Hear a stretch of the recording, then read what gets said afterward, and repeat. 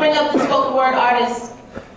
Just in the little time that I've had to speak with him, he seems to be very much of a powerful individual. Go ahead and start putting your hands together.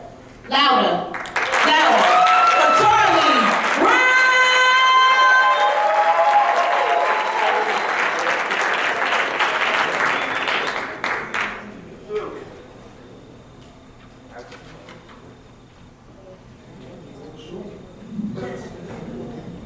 How's everybody doing tonight?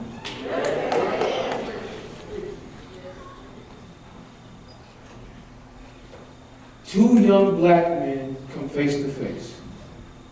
And they both know for one of them, today will be his last. But neither knows nor cares about the other's family or the struggle that he's had in the past, and all he knows is that the color of his shirt is the sign of the enemy. So the letters he makes with his fingers are a sentence to die, but I wonder if they took the time to look at each other and realize, if they would then realize that the only color that matters is brown. Because it's the color they share as the complexion of their skin, and it's also the same color of the dirt that they will both soon be buried in. See, young man, just because you live today doesn't mean that you've won, because every life that is withdrawn has to be repaid, and no matter how much you run the streets, no one has enough endurance to outrun fate. So my question to you is, what are you fighting for?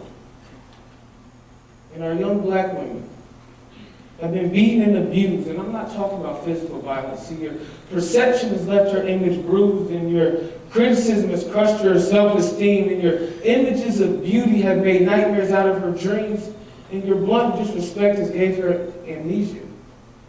She forgot that she's beautiful, and that there is no template to perfection, so it's accepted to be far from the usual, but it's too late. Because now she's afraid to be vibrant and bold. And I know India's already told you that your hair doesn't define you, but the beat of another has poisoned her neo soul.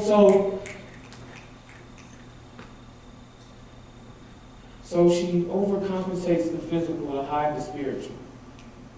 And she takes off her clothes to open opportunities, but with every piece of fabric, the more vulnerable her heart becomes. See, she's often been told she's unpretty. So it doesn't take much for a guy to creep in and say he's digging on you to get the red light special, but all she really wants is some tender love and care. But her girls talk and say she don't need no scrubs, but that lack of TLC has her chasing waterfalls, and now she won't fight at all.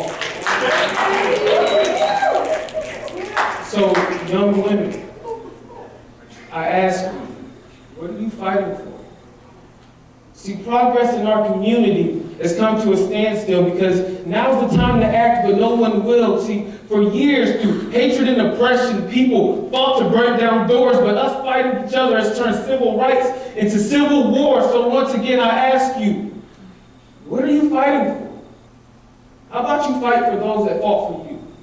Because struggle today is not what it used to be. See, what we call struggle, they call opportunity. They had this fiery strength that they used in the face of fear and doubt so that the beatings couldn't break them and the hoses couldn't cool them down. They would just respond in a unified sound, and they would say it loud, "I'm black and I'm proud." So what are you fighting for?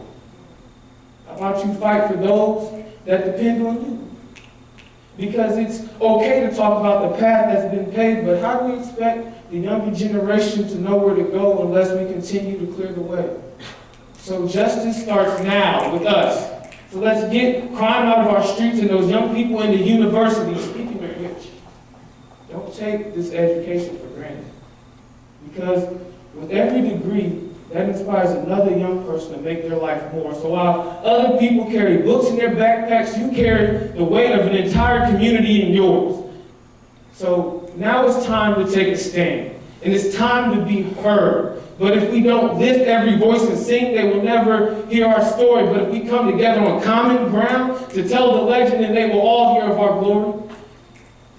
So Monday, when you go to class, before you walk through that door, please ask yourself this one question. What are you fighting for?